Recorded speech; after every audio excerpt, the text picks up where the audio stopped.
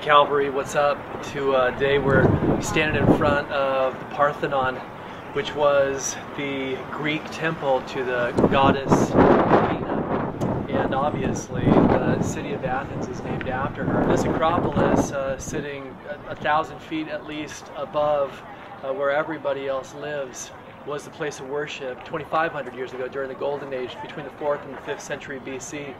This was where everybody came to worship the goddess and to pay homage and tribute to her.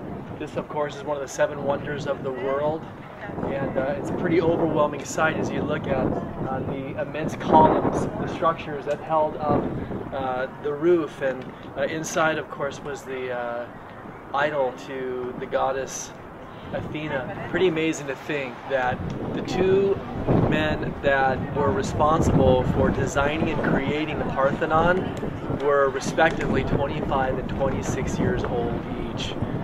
Crazy thought.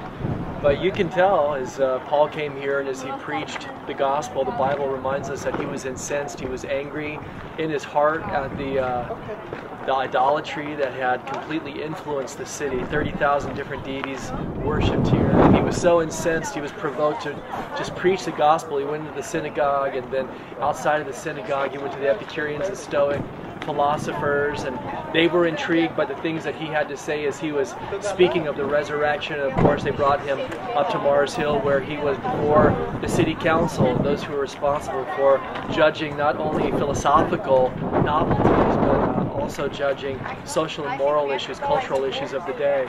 And so Paul was a man who had a passion for preaching the gospel, and that's precisely what he did in this particular city, the intellectual capital of the world at the time, and I think a city that still influences the world today.